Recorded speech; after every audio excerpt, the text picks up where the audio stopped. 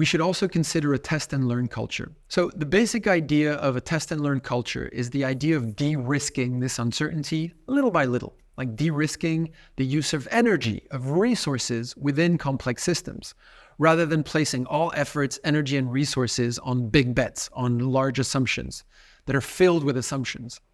And we're proposing an approach to incrementally de-risk the future, right? Even in your decision making. And I want to try to keep things simple. For us as leaders, we've identified 4 main clusters of blockers, making it difficult for your teams, departments, your organization to implement this culture of test and learn, of experimentation. Now, as mentioned before, these blockers, I didn't mention it yet, but these blockers, they really differ depending on your organization. For some committees, it could be total lack of growth mindset, rigid structures, whereas for others, it's just lack of resources. But we've grouped these sort of blockers into 4 clusters. And this is also based on the work by Cotter. So the first one is bosses discouraging action that is aligned with the new vision. Things like lack of psychological safety. Leadership has the wrong mindset. We've tried this already attitude with the air quotes. Incentives that are too focused on the output rather than on velocity, rather than actual improvement and learnings, or turf wars, right? And opacity of data, for example, across teams and departments. The second one has to do with data systems, information sharing systems. So information systems and data access. No access to data. Data is siloed off. The agencies, they're hogging the data. We use too many agencies that block direct access to customers or users. It's difficult to access tools that already exist within the business.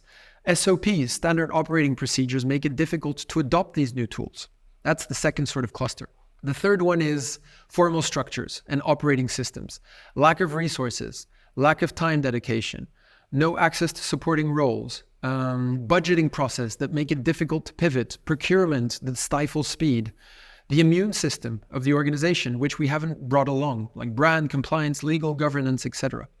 And clear structures and escalation paths for support. And the last one, probably the most foundational one that we see, is a lack of these capabilities, the right skills and capabilities within the team or the organization that block action. Lack of growth mindsets, over-reliance on outsourcing with external key stakeholders, over-reliance on agencies, lack of necessary capabilities like data literacy, experiment design, user experience design, just basic data knowledge.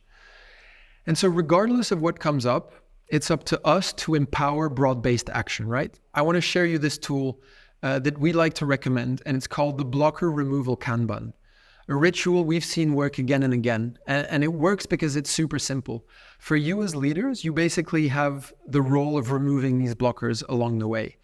And you can start doing that by using a simple Kanban board, the Kanban approach to removing and enabling.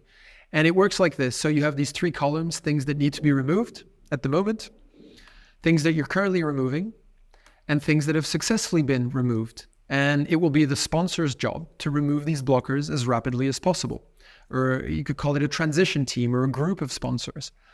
And typically, if a blocker cannot be removed under a day or a week, depending on your context, the situation needs to be escalated. And the sponsor or leader, should be judged. We should be judged on the quantity and the speed of these blocker removals. Now, based on the clusters that you'll see, based on clusters of similar blockers arising, structural change then starts to happen within the organization. From design-making processes to how budgeting is done, to org design, to systems, style, skills, et cetera, we're approaching structural change or system change with an incremental approach. We change as we go. Now, of course, there's much more we could say about these key characteristics, and I really only skimmed the surface.